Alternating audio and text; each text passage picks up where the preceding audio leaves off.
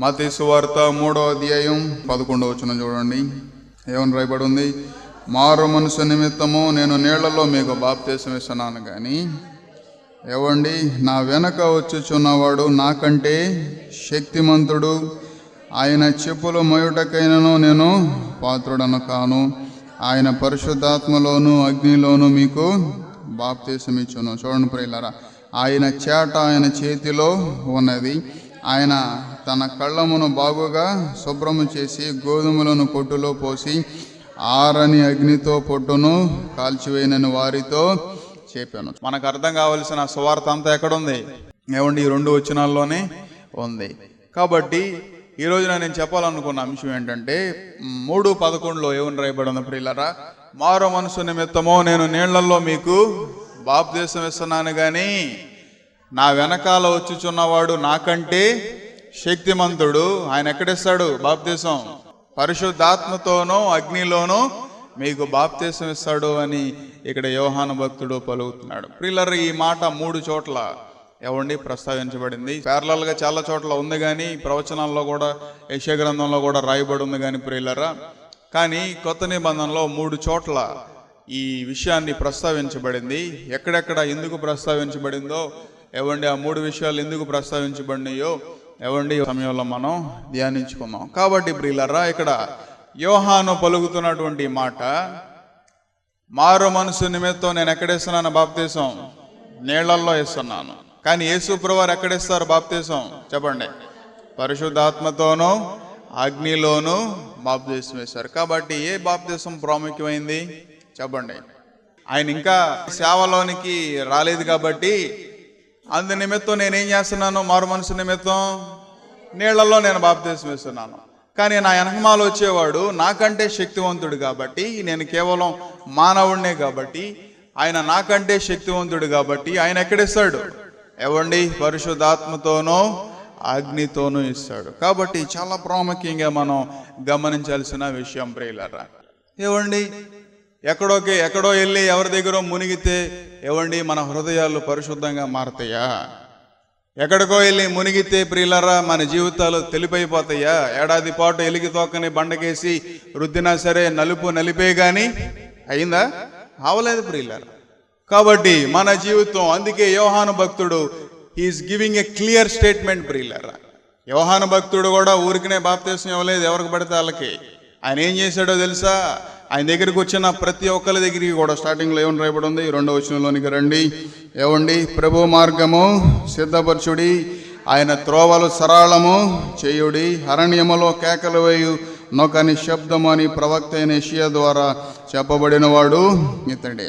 ఈ యోహాను ఒంటె రోమముల వస్త్రములు ఏవండి మొల చుట్టూ తోలు దట్టియు ధరించుకునేవాడు, మెడతలను అడవి తేనియు అతని ఆహారము. ఆ సమయమున యెరూషలేము వారు యూదయ వారందరూ యోర్దాను నది ప్రాంతమున ఉన్న వారందరూ అతని యుద్ధకు వచ్చి, ఇక్కడ ఏమని రాయబడిందో చూడండి, తమ పాపములను ఒప్పుకొనుచు యోర్దాను నదిలో అతని చేత బాప్తీసము పొందుచుండరి. బాప్తీసానికి పొందే ముందు ఏం చేశారు? వారంతా వారి హృదయాలన్నీ కూడా తెరవబడి వారు చేసిన పాపాలన్నీ కూడా ఏం చేశారు? ఒప్పుకున్నారు ప్రియులారా. కొన్ని నోరులు తెరవబడవు, కొన్ని జీవితాలు తెరవబడవు, కొన్ని హృదయాలు తెరవబడవు. ఏమైపోతాయి తెరవబడని హృదయాలు? యోహాను భక్తుడు ఏమని రాశాడు? ఆయన చేట ఆయన చేతిలో ఉన్నది, ఆయన తన కళ్ళము బాగుగా శుభ్రము చేసి ఏవండి గోధుమలు దానిలో పోసి ఏవండి ఆరని అగ్నితో పొట్టు కాల్చివేయనని వారితో చెప్పాను. చూడండి ప్రియులారా, సమయం పొట్టు వల్ల ఏం చేస్తూ ఉంది? గతించిపోతూ ఉంది. ఏవండి, నేను చాలా మందిని దగ్గరుండి చూశాను ప్రియులారా. హాస్పిటల్లో ఏవండి ఆ బాగోని ఆ క్రిటికల్ సిచ్యువేషన్లో వారు బెడ్ మీద పడుకొని ఏవండి సమయాన్ని ఎవ్రీ మినిట్ కౌంట్స్ ప్రియులారా. ప్రతి గంట ప్రతి క్షణం ఏవండి వారి కళ్ళల్లో వారి ముఖాల్లో ఉన్నటువంటి టెన్షన్ కానివ్వండి, ఈ క్షణం ఏం జరుగుతుందో, ఈ క్షణం సాయంత్రానికి ఏమవుతుందో, రేపటికి ఏమవుతుందో, ఏవండి అలాంటి క్రిటికల్ సిచ్యువేషన్లో సమయం విలువ తెలుస్తుంది ప్రియులారా. కాబట్టి మన జీవితంలో ఇప్పుడు కూడా సమయాన్ని ఏం చేయకూడదు? పొట్టు వలె సమయం గతించిపోతూ ఉంది. ఆ సమయంతో పాటు మన జీవితాలు కూడా, సమయంతో పాటు మన ఆత్మలు కూడా, సమయంతో పాటు మనం కూడా ఏమవ్వకూడదు? గతించిపోకూడదు. ఆయన చేట ఎవరి చేతిలో ఉంది? యేసుప్రభు చేతి. ఈ మధ్యన పెద్దగా వాడట్లేదు దాన్ని. ఏంటిది? చాట. ఇదివరకు నేను చిన్నప్పుడు వాడేవాళ్ళం. మా అమ్మమ్మ వాళ్ళ ఇంటికి వెళ్ళినప్పుడు, మా ఇంట్లో కూడా చిన్నప్పుడు ఉండేది, ఇప్పుడు లేదులే. ఇప్పుడు అంతా ఏమవుతుంది? అంతా పాలిష్ కదా. ఆ చాట్ని అట్లా చేసినప్పుడు ఏమవుతుంది? ఆ చాట బియ్యం పైకి ఎగిరి కింద పడినప్పుడు మంచి గింజలన్నీ కూడా ఏమవుతాయి? కిందకు వస్తాయి. పుట్టంతా కూడా ఏమవుతుంది? పైకి వస్తుంది. అందులో ఉన్న రాళ్ళన్నీ కూడా ఏమవుతాయి? తేలుతూ ఉంటాయి. యేసుప్రభు చేతుల్లో కూడా ఏముంది? ఏవండి? చాటు ఉంది. మన సంఘాన్ని కూడా ఏం చేస్తాడు దేవుడు? వద్దనన్న వేస్తాడు. ఈడ సంఘాన్ని అంతటిని ఆయన చాటు వేస్తాడు. సంఘాన్ని వేసినప్పుడు ఎవరి హృదయాలు ఎలా ఉన్నాయో దేవునికి తెలుసు. నా హృదయం ఎలా ఉందో దేవునికి తెలుసు. నీ హృదయం ఎలా ఉందో దేవునికి తెలుసు.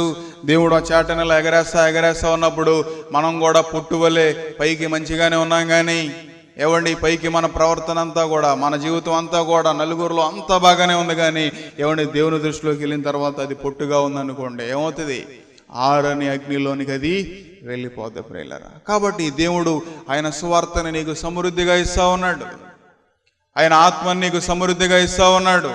ఆయన ఆత్మ చేత, ఏవండి ఆయన అగ్ని చేత మనుషులకి ఏం చేస్తా ఉన్నాడు? బాప్తిసం ఇస్తా ఉన్నాడు ప్రియులారా. కాబట్టి మారు మనసు అనేది చాలా ప్రాముఖ్యమైనది. హృదయాన్ని, మన పాపాలంతటినీ కూడా ఏవండి యోహాను దగ్గరికి వచ్చి వారు తమ చేసిన పాపాలన్నిటినీ కూడా ఏం చేస్తా ఉన్నారు? ఒప్పుకుంటా ఉన్నారు ప్రియులారా. ఈ రోజున మనుషులు ఒప్పుకోలేకపోతా ఉన్నారు. ఏవండి చేసిన తప్పుని సరిదిద్దుకోలేకపోతా ఉన్నారు. ఏవండి వారి జీవితాలంతటినీ కూడా ఏవండి శిలువ దగ్గరికి వచ్చి, క్రీస్తు దగ్గరికి వచ్చి రహస్యంగా వెళ్ళి ఏవండి దేవుని దగ్గర నీ హృదయాన్ని తెరిస్తే ఏవండి దేవుడు నీలోనికి వస్తాడు కదా. ఆయన కనికరం నీలోనికి వస్తుంది కదా. ఆయన మారు మనసు నీలోనికి వస్తుంది కదా. ఆ రోజున ఒక యవనస్తుడు శామ్ అని ఒక యవనస్తుడు మారి అమెరికాలో చికాగోలో ఆ స్ట్రీట్స్లో సువార్తని బోధిస్తూ ఉన్నాడు. ఇలా సువార్తని బోధిస్తూ ఉంటే అక్కడ కొంతమంది మనుషులు వచ్చి ఆయన చెప్పిన సువార్తని వింటూ ఉన్నాడు. ఆ గుంపులో నుంచి ఒక వ్యక్తి ఎరిక్ అనేటువంటి ఒక యవనస్తుడు బయటకు వచ్చి, ఏవండి సువార్త చెప్తూ ఉంటే మారు మనసు పొందండి, యోహాను ఎలా కేకలేస్తూ ఉన్నాడో అలాగే యవనస్తుడు కూడా మారు మనసు పొంది కేకలేస్తూ ఉన్నాడు ప్రియులారా. అప్పుడు ఆ ఎరిక్ అన్నాడు, నువ్వు ఎప్పుడు పాపం చేయలేదా అని అన్నాడంట ఈ యవనస్తుడిని, శామ్ అనేటువంటి యవనస్తుడిని. శామ్ అన్నాడంట, నేను 3 సంవత్సరాల క్రితం జైల్లో నుంచి బయటకు వచ్చా అన్నాడంట. నేను ఒక దొంగగా బ్రతికాను, ఐఎమ్ ఏ రాబర్. ఏవండి దొంగతనం చేసి జైల్లోకి వెళ్ళి జైల్లో నుంచి నేను బయటకు వచ్చాను.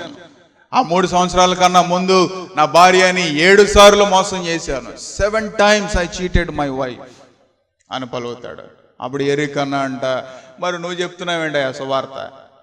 ఏవండి ఎంత దొంగనని చెప్తున్నావు, ఎంత పాపంలో బ్రతికానని చెప్తున్నావు, నువ్వు చెప్తున్నావేంటి ఆ వీధిలోకి వచ్చి సువార్త? నీ అంత వేషధారి ఎవరన్నా ఉంటారా? నీ అంత బలహీనుడు, నీ అంత బుద్ధిహీనుడు ఎవరన్నా ఉంటారా అని చెప్తే అప్పుడు శ్యామన్న అంట, నిజమే నేను బుద్ధిహీనుడినే. ఏవండి అందరి ఎదురుగా ఆయన చేసిన పాపాన్ని ఏం చేశాడు? ఒప్పుకున్నాడు. అందరి ఎదురుగా నా హృదయ స్థితి ఎలాంటిది, నేను ఒక దొంగని, ఏవండి నేను ఒక వ్యభిచారిని, నేను ఒక జారత్వంలో బ్రతికాను, ఎంత అపవిత్రమైనటువంటి వ్యక్తి నేను ఒప్పుకున్నాడు ప్రియులారా. ఏవండి తర్వాత ఏమన్నాడు తెలుసా? ఏవండి నేను ఇక్కడ నిలబడ్డాను అంటే నేనేదో నా మనసుని మార్చుకున్నాను కాదు, కానీ నేను ఇక్కడ నిలబడ్డాను అంటే what he done on the cross. సిలువలో క్రీస్తు నా కోసం ఏం చేశాడో నేను ఆయన దగ్గరికి వెళ్ళాను. సిలువలో నా పాప నిమిత్తం రక్తాన్ని చిందించిన క్రీస్తున్నాడు, ఆయన దగ్గరికి వెళ్ళాను.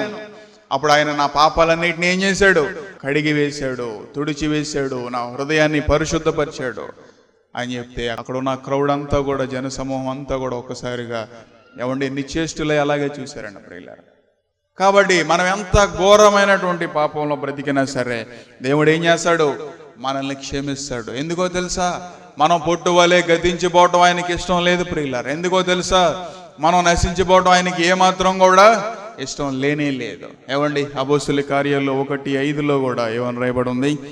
యోహాను నీళ్లతో బాప్తిసం ఇచ్చెను గాని కొద్ది దినములలోగా మీరు పరిశుద్ధాత్మలో బాప్తిసము పొందుదరని అనేను. చూడండి ప్రియులారా, యోహాను నీళ్లలో మీకు బాప్తిసం ఇచ్చాడు గాని కొద్ది దినములలోగా మీరేం పొందుతారు? పరిశుద్ధాత్మ ద్వారా మీరు బాప్తిసం పొందుతారు అని రాశారు. పరిశుద్ధాత్మ దేవుడు యేసు ప్రభువారు ఆరోహణమై వెళ్ళిపోయిన తర్వాత ప్రియులారా, ఏవండి ఇక్కడ ఆయన పలికిన మాట ఏమని పలికాడు ఆయన? ఏవండి యోహాను నీళ్లతో మీకు బాప్తిసం ఇస్తున్నాడేమో కానీ కొద్ది దినములలోగా ఏవండి పరిశుద్ధాత్మ దేవుడు వస్తాడు, నేను వెళ్ళి ఏం చేస్తాను? ఆదరణకర్తని పంపిస్తాను. ఆయన వచ్చినప్పుడు మీలో ఉన్న ప్రతి పాపాన్ని ఏం చేస్తాడండి? పరిశుద్ధాత్మ దేవుడు ఏం చేస్తాడు? ఓపింపజేస్తాడు. ప్రియులారా, మనలో ఉన్నటువంటి ప్రతి పాపాన్ని కూడా ఆయన ఓపింపజేస్తాడు. మన జీవితంలో ప్రతి పాపాన్ని ఆయన ఓపింపజేస్తాడు. మనలో ఉన్నటువంటి ప్రతి మలినాన్ని కూడా ఆయన తుడిచివేస్తాడు. That's the work of Holy Spirit. దేవుని రాకడ వచ్చేంత వరకు కూడా పరిశుద్ధాత్మ దేవుడి లోకంలోనే ఉంటాడు. ఏవండి, సిలువలో మరణించి పునరుద్ధానుడై తిరిగి లేచి ఆరోహణం అయ్యేంత వరకు యేసుక్రీస్తు ఉన్నాడు. He lived a very short span of time. 33.5 సంవత్సరాలు మాత్రమే ఆయన ఈ లోకంలో బ్రతికాడు.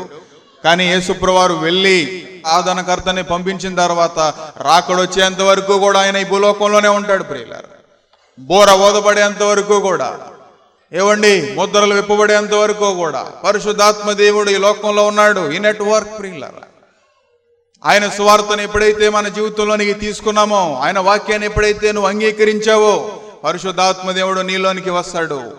ఆయన నీ హృదయంలోనికి వచ్చి మనలో ఉన్న ప్రతి పాపాన్ని కూడా ఏం చేస్తాడు? ఆయన ఓపింపజేస్తాడు. స్పర్జన్ గారు కూడా ఒక మాట పలికారంటో తెలుసా? గ్రేట్ సిన్నర్స్ వెన్ సేవ్డ్, ఏవండి, బ్రింగ్ గ్రేట్ గ్లోరీ అని పలికాడు. ప్రియులారా, ఏవండి, ఘోరమైన పాపులు రక్షించబడినప్పుడు దేవునికి మహిమను తీసుకొస్తారు. టు ద గాడ్, ఏవండి, who spirit leads them to the truth అని పలికాడు. ఎందుకో తెలుసా? ఒక పాపి రక్షించబడినప్పుడు పరిశుద్ధాత్మ దేవుడు వారిలోనికి వెళ్ళి సర్వసత్యంలోనికి ఏం చేస్తుంది? నడిపిస్తుంది. యోహాను సువార్తలో కూడా ఏమని రాయబడి ఉంది? సత్య స్వరూపేణ ఆత్మ వచ్చి ప్రతి మనిషిని కూడా ఏం చేస్తుంది? సర్వసత్యంలోనికి నడిపిస్తుంది. Yes, we're all a great sinners. ప్రియులారా, మనందరం కూడా ఘోరమైన పాపులం.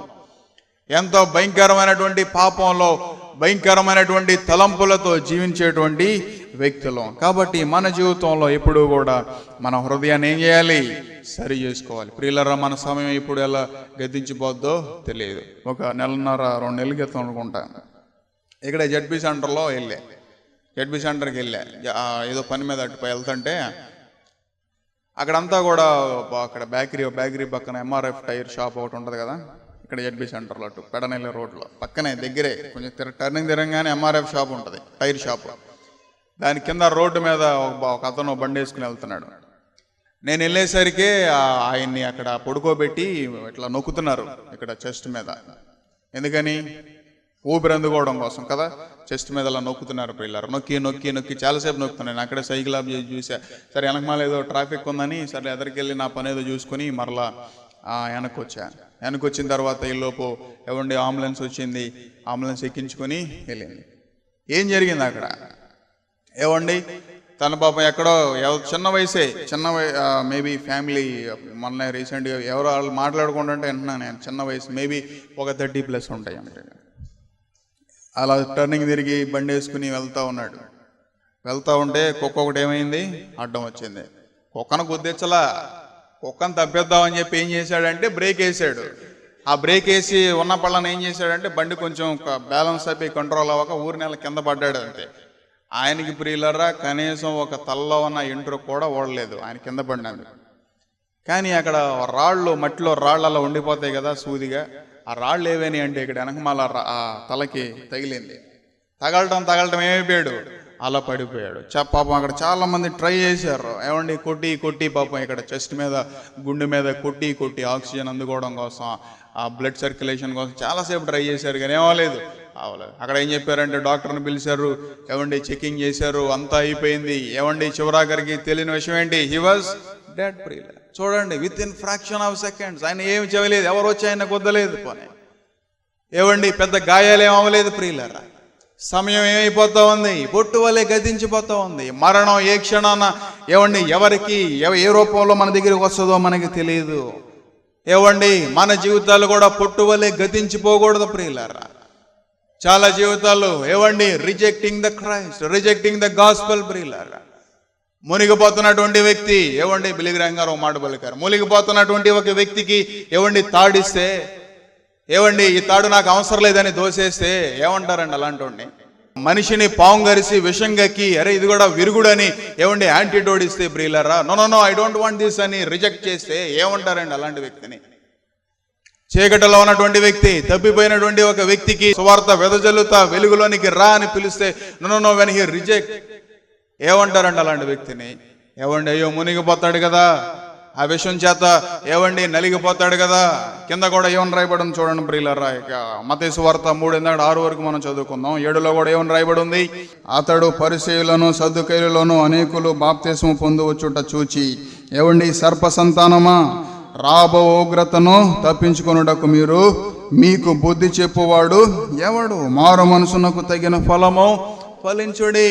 చూడండి ప్రియులారా, సర్ప సంతానమా అని పిలుస్తూ ఉన్నాడు. మనందరం కూడా సర్ప సంతానమే. ఎందుకని?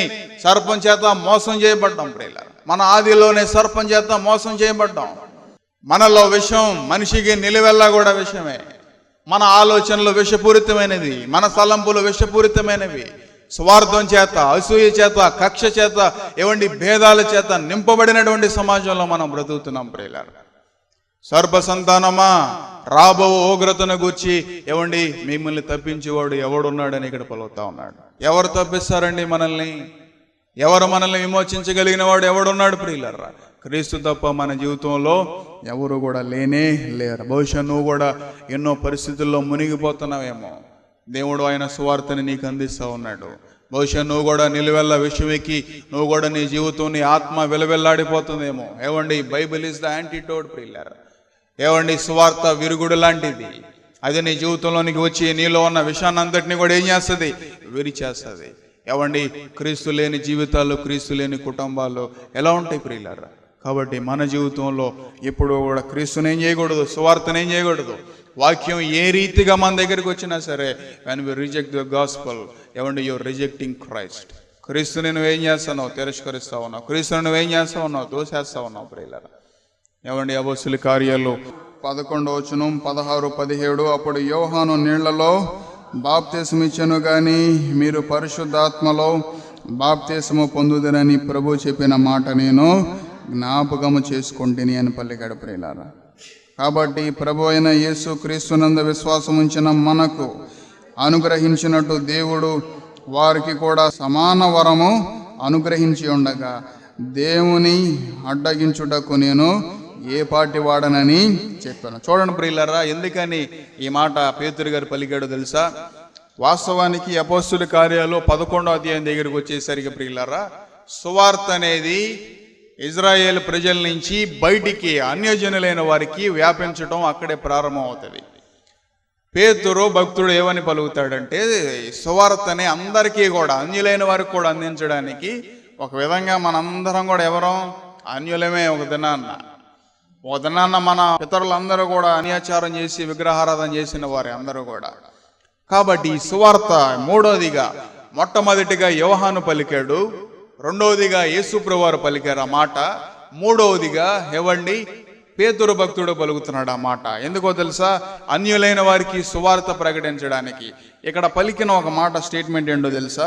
17వ వచనం చూడండి. కాబట్టి ప్రభు అయిన యేసు క్రీస్తునందు విశ్వాసం ఉంచిన మనకు అనుగ్రహించినట్టు దేవుడు వారికి కూడా సమాన వరము అనుగ్రహించి ఉండగా అని పలికాడు ప్రియులారా.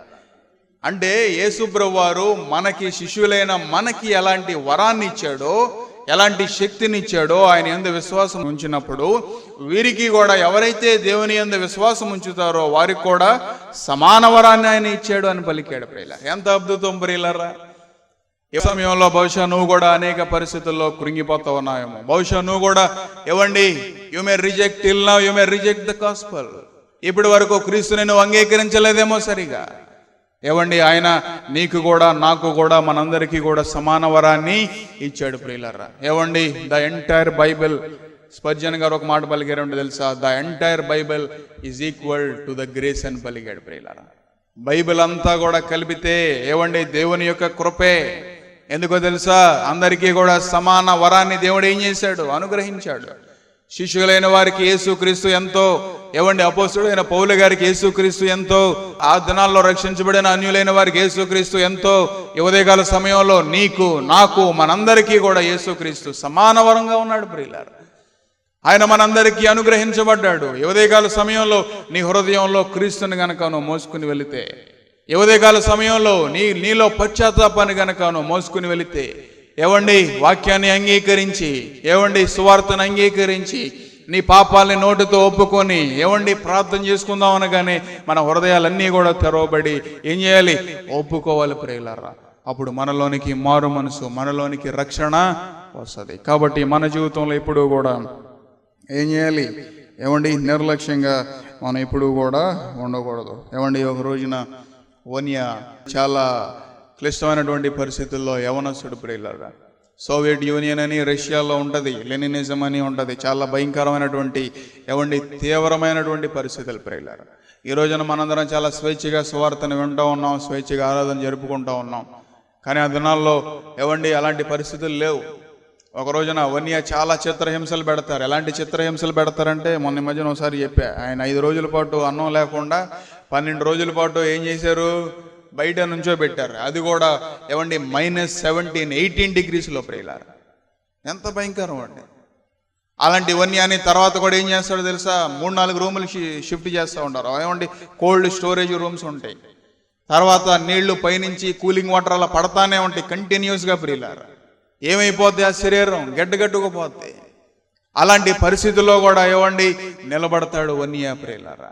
ఒక రోజున ఏవండి చాలా చిత్రహింసలు పెట్టిన తర్వాత ఏమండి ఒక రోజున ఆర్మీలో ఉంటాడు. ఒక అతను ఆయన కలిసి ఆర్మీ వ్యాన్ని డ్రైవ్ చేసుకుంటూ వెళ్తారు ప్రియులారా. డ్రైవ్ చేసుకుంటూ వెళ్తుంటే కింద యూనివర్సల్ జాయింట్ ఉంటుంది కదా, లారీస్కి బస్సెస్కి. యూనివర్సల్ జాయింట్ ఏం చేస్తుంది? ఇంజన్ నుంచి ఆ టైర్స్ని తిప్పుతూ ఉంటుంది. యూనివర్సల్ కప్లింగ్ లాగా ఇలా పట్టుకుంటుంది యూనివర్సల్ జాయింట్. ఇంజన్ ఇలా తిప్పుతూ ఉంటే టైర్స్ కూడా ఏమవుతుంది? తిరుగుతూ ఉంటుంది. ఆ కప్లింగ్ యూనివర్సల్ జాయింట్ ఊడిపోతుంది ప్రియులారా. ఇంజన్ కిందకి వెళ్ళి వన్య దాన్ని రిపేర్ చేస్తూ ఉంటాడు. ముందే చెప్తాడు ఏమని?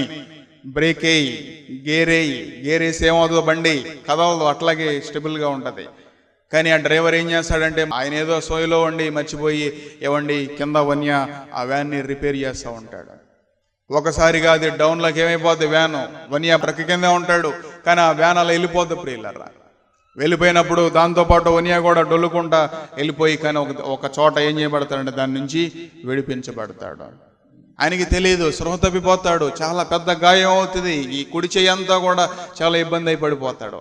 ఏమండి ఈ రైట్ సైడ్లో ఉన్నటువంటి లంగ్స్ అన్నీ కూడా చాలా ఎఫెక్ట్ అవుతుంది. దాని మీద ఆ వ్యాను ప్రెషర్ అంతా కూడా పడాయి. ఏమండి హాస్పిటల్లోకి వెళ్ళి పడుకోబెట్టిన తర్వాత ఏమండి డాక్టర్స్ అందరూ కూడా ఆయన చుట్టూ ఉన్న తర్వాత ఆయనకి కొంత సమయం అయిన తర్వాత, కొన్ని దినాలు అయిన తర్వాత మెలుగు వచ్చిన తర్వాత నర్సు వచ్చి ప్రియులరా ఏమండి నీ పరిస్థితి ఎలా ఉంది అని చెప్పినప్పుడు ఆ తడిగుడ్డ చేత తన మొహాన్ అంతటినీ కూడా తుడుస్తుంది. చూసుకుంటే లెఫ్ట్ చేయబెట్టి చూసుకుంటే ఇదంతా కూడా కంప్లీట్లీ డెడ్. రైట్ హ్యాండ్ అంతా కూడా ఏమైపోయింది? Completely dead. డాక్టర్లు చెప్పారంట వన్య నీకు ఆపరేషన్ చేయాలి, రైట్ సైడ్లో ఉన్న లంగ్స్ అంతటినీ కూడా ఏం చేయాలి? తీసేసేయాలి. ఈ చెయ్యికి ఆపరేషన్ చేయాలి, జాయింట్ వేయాలి, కంప్లీట్లీ డెడ్ ప్రియులారా. అయితే వన్య ఏం చేశాడో తెలుసా?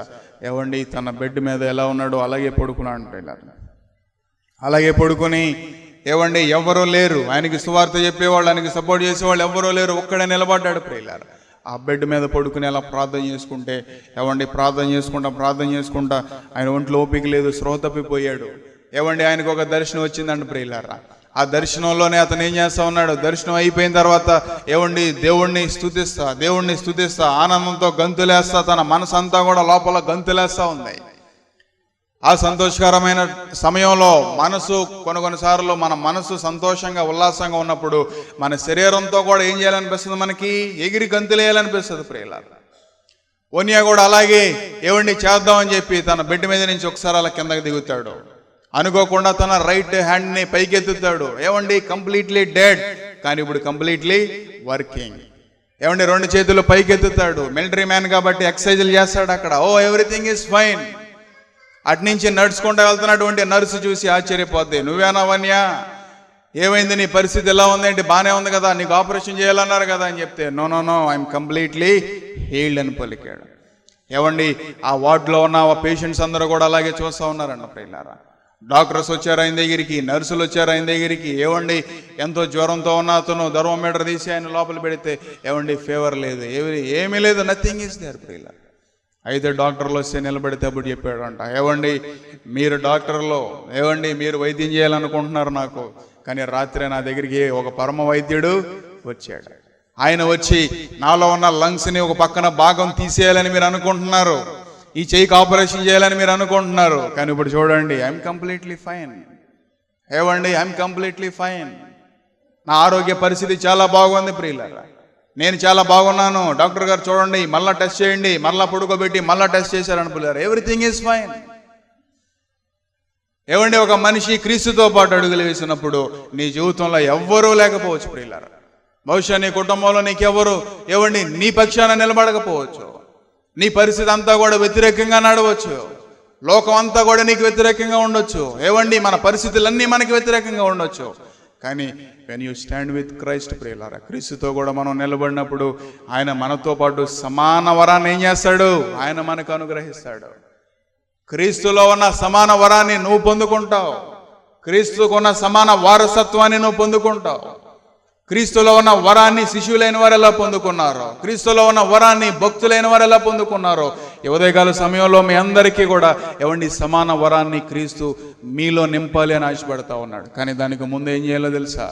ఏవండి, యోహాను నీళ్లలో బాప్తిసం ఇచ్చాడేమో కానీ సర్ప సంతానమా, రాబో ఉగ్రత గురించి మీకు చెప్పువాడు ఎవడున్నాడు? కానీ క్రీస్తు ద్వారా ఈ రోజున ఆయన కృప ద్వారా మీకు ప్రకటించబడతా ఉన్నాయి. ఆయన చాటలో మంచి గోధుమల వలె నువ్వు ఉంటావా, లేదంటే పొట్టి వలె నువ్వు ఉంటావా? ఏవండి, ఆయన కళ్ళము బాగుగా ఏం చేస్తాడు? కడుగుతాడు. అందులో పోసి ఏం చేస్తాడు? దంచుతాడు. దంచినప్పుడు నువ్వు పొట్టు వలె గతించిపోకూడదు, నువ్వు నేను ప్రియులారా. బహుశా ఈ లోకం కూడా కళ్ళెము లాంటిదే. అందులో మనం కూడా సంఘం కూడా గోధుమలు లాంటి వాళ్ళం ప్రియులారా. అందులో యేసు క్రీస్తు మనల్ని దంచినప్పుడు ఏమండి, ఒక దినాన్న చాటలో మనల్ని ఏవండి అలా ఆడించినప్పుడు పొట్టు వల్లే మనం ఏం చేయకూడదు? గతించిపోకూడదు ప్రియులారా. మత్తయి సువార్త 11వ అధ్యాయం 2వ వచనం చూడండి ప్రియులారా. ఏవండి, క్రీస్తు చేయుచున్న కార్యముల గూర్చి యోహాను చెరసాలలో విని, రాబోవాడవు నీవేనా, మేము మరొకని కొరకు కనిపెట్టవలెనా అని ఆయనను అడుగగా, ఏమండి అడుగుటకు తన శిష్యులను పంపెను. యేసు వారిని చూచి, మీరు వెళ్ళి విన్నవాటిని కన్నవాటిని యోహానుకు ఏవండి తెలుపుడి. ఏం చేస్తా ఉన్నారంట? గుడ్డివారు చూపు పొందుచున్నారు, కుంటివారు నడుచుచున్నారు, కుష్ఠరోగులు శుద్ధులగుచున్నారు, చెవిటి వారు వినుచున్నారు, చనిపోయిన వారు లేపబడుచున్నారు. ఏవండి, పేదలకు సువార్త చూడండి ప్రియులారా, సువార్త ప్రకటించబడతారు. యేసుప్రభువారు ధనవంతుల దగ్గరికి వెళ్ళారా, పేదల దగ్గరికి వెళ్ళారా? ఏవండి, పేదల దగ్గరికి వెళ్ళారు. ఏమండి, there are some fools who run after ఏమండి సమ్ రిచ్ పీపుల్ ప్రియులారా. యేసుప్రభువారేమో పేదల దగ్గరికి వెళ్ళి సువార్త ప్రకటిస్తున్నానని దేవుడే ఇచ్చాడు స్టేట్మెంట్. ఏమండి, డబ్బున్న వాళ్ళ చుట్టూ తిరుగుతారు ప్రియులారా, ఎంత భయంకరం. బైబిల్లో యేసుప్రభువారు ఇచ్చిన క్లియర్ స్టేట్మెంట్ ఒకటి ఉంది. 2 విషయాలు నేను గుర్తు చేస్తాను చూడండి. ధనవంతుడు లాజరు విషయంలో ధనవంతుడు ఎక్కడికి వెళ్ళాడు? నరకానికి వెళ్ళాడు. అప్పుడు ధనవంతుడు చేసిన పాపాల లిస్ట్ ఏమైనా ఉందా చెప్పండి ప్రియులారా? ధనవంతుడు చేసిన పాపాల లిస్ట్ ఏమైనా ఉందా? ఏమైనా ఉందా? లేదు. తర్వాత ఇంకోటి 2వ మాట, ఏవండి సూది బెజ్జంలో ఉంటేనా దూరతదేమో కానీ ధనవంతుడు ప్రవేశించడు. అక్కడేమన్నా యేసుప్రభువారు పోనీ పలానా పాపాలు ఉంటాయి ఇళ్లలోనే దేవుడు ఏమైనా చెప్పాడా? స్టేట్మెంట్ ఏమైనా ఇచ్చాడా? లేదు. Why people rush? ఎందుకని త్వరపడతా ఉన్నారు ప్రియులారా? డబ్బు కోసం. కాబట్టి దేవుడు ఇస్తాడు, అవసరమైతే దేవుడు ఎంతైనా దీవిస్తాడు. కానీ దేవుడు మొదట ఏం కోరుతా ఉన్నాడు? హృదయ శుద్ధిని కోరుతా ఉన్నాడు. కాబట్టి ప్రియులారా, పేదలకు సువార్త ప్రకటించబడుతూ ఉంది. ఏవండి, కుంటివారు నడుస్తూ ఉన్నారు, గుడ్డివారు చూస్తూ ఉన్నారు, చెవిటి వారు వింటా ఉన్నారు. మీరు విన్న వాటిని కన్న వాటిని గూర్చి ఏం చేయండి? చెరసాల్లో ఉన్న వానికి చెప్పండి అని చెప్తా ఉన్నాడు ప్రియులారా. ఏవండి, నువ్వేనా ఇంకా కనిపెట్టాల్సింది ఏమైనా ఉందా అని పలుకుతా ఉన్నాడు యోహాను. ఏవండి, 3వ అధ్యాయంలోనేమో నా వెనకమాల వచ్చుచున్నవాడు నాకంటే శక్తివంతుడు, ఆయన చెప్పుల వారు ఇప్పుటకైనాను పాత్రుని కాదు. ఆయన వచ్చినప్పుడు ఏం చేశాడు? అయ్యా, నేను మీకు బాప్తిసం ఇవ్వటం ఏంటయ్యా, మీ చేతిలో నేను బాప్తిసం తీసుకోవాలని పలికినటువంటి యోహాను ప్రియులారా. ఏవండి, కొన్ని సార్లు మనం కూడా ఆత్మీయంగా వెళ్తున్నప్పుడు కొన్ని పరిస్థితులు మనల్ని ఏం చేస్తాయి? తలకిందులుగా చేసేస్తాయి. ఏవండి, మన హృదయాన్ని, మన నోటిని, మన స్వభావాల్ని ఎప్పుడు కూడా మనం ఏం చేయాలి? ఏవండి, ఎ లిటిల్ పేషెన్స్ ప్రియులారా. ఒక కొటేషన్ ఉంటుంది, ఏంటో తెలుసా? If you are a master in patience, you are master in all అని ఉంటుంది. ఏవండి, if you are master in patience, ఓర్పుతో గనక అందులో గనక నువ్వు నిపుణుడవైతే నువ్వు అన్ని విషయాలు ఏమైపోతావు? నిపుణుడవైపోతావు. You must be a master in patience ప్రియులారా. Even Bible give the statement ప్రియులారా. ఓర్పు ఏం చేస్తుంది?